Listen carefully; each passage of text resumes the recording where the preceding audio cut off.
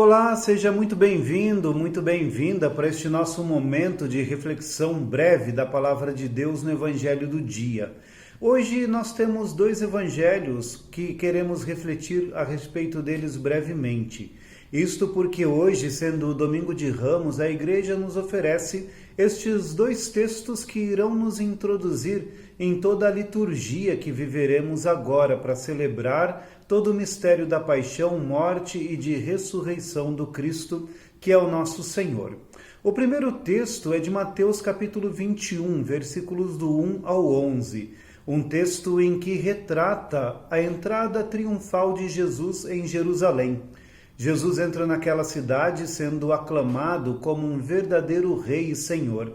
As pessoas estendem seus mantos, suas roupas, ramos de palmeira, abanam os ramos de oliveira para fazer para ele uma entrada verdadeiramente digna de um rei naquela cidade onde ele deveria ser glorificado.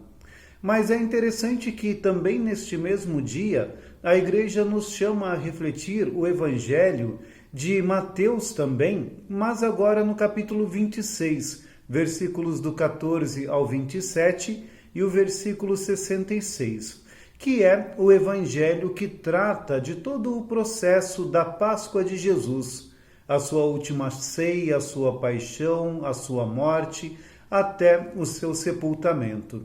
Um evangelho que realmente nos mostra aqueles momentos finais e decisivos da vida de um Cristo, servo obediente à vontade de Deus para nos trazer a salvação.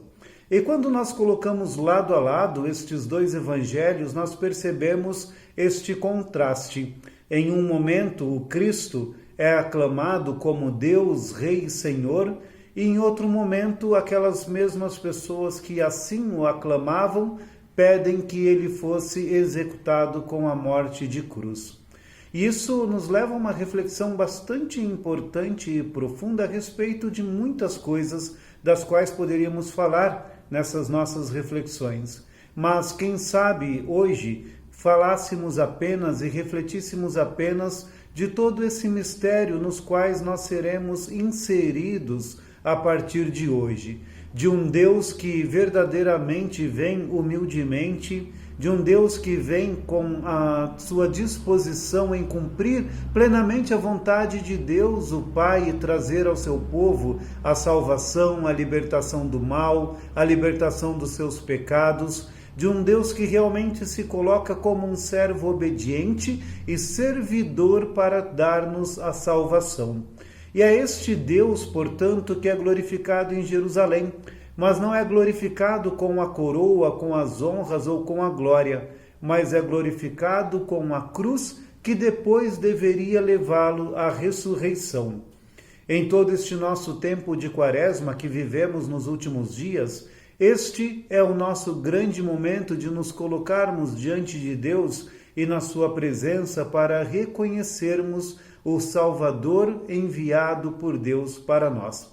E reconhecer no Salvador também reconhecer a nossa esperança, a nossa vida, a nossa força, porque nós sabemos que a cruz nunca foi o fim do Cristo que é o nosso Senhor, mas a sua cruz e tudo aquilo que nós iremos viver ao longo desta semana foi justamente para levar a Ele a glória da ressurreição e desta forma nos colocar também entre aqueles que serão ressuscitados, entre aqueles que podem confiar, sim, que Deus está conosco. Por isso, meus irmãos e minhas irmãs, abramos de uma maneira como jamais vista os nossos corações ao Cristo para celebrarmos com grande fervor os mistérios da Semana Santa.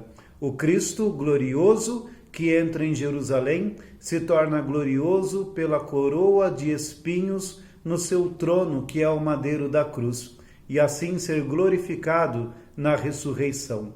Vamos, com o Cristo, viver estes mistérios para com Ele nós também encontrarmos a salvação, a ressurreição e a glória junto de Deus.